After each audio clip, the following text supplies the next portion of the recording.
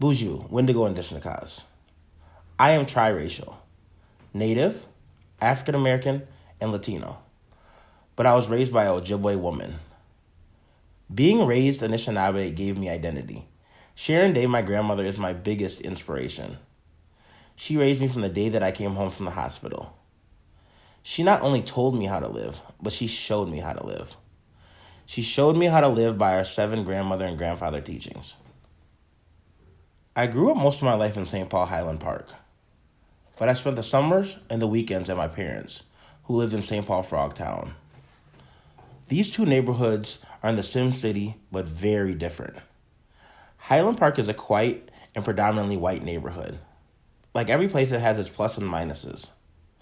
On one hand, we could leave the door open unlocked to our house and not have to worry about anything being stolen. I could ride my bike from one side of town to the other side and not worry about my safety. I made a lot of friends and felt very much a part of the community. On the other hand, I was looked and treated differently than my peers, by my friends' parents and even neighbors. At times, I was told, "Go back to your own neighborhood, you rat." I guess at times it just seemed like the norm. I got used to it. Frogtown was completely opposite. It was predominantly black neighborhood. So in some aspects, it was easier. People looked, talked, and walked like me. But also it has its downsides. This is the place where I got into my first fight. The neighborhood is not a very safe place.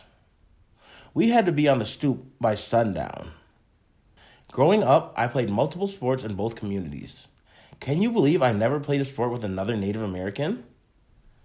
I guess you can say that was a very clear depiction on Native American presence in both neighborhoods.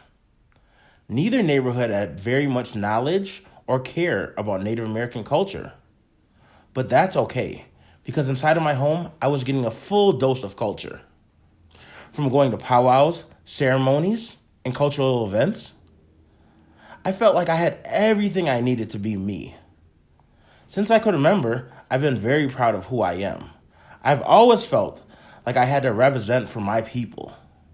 Any chance I've had to show off my culture, I have. I've danced at every talent show. I've brought in something from my culture to every show and tell. When I wear my beadwork and my Native American clothing, I wear it proudly.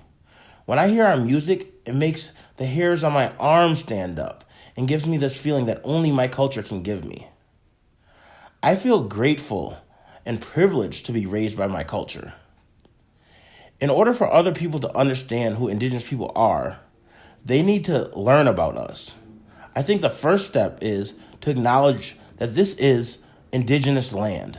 Secondly, if you do not have an Indigenous friend or associate, please go find one, because in order to know more and understand our culture, you need to know us first.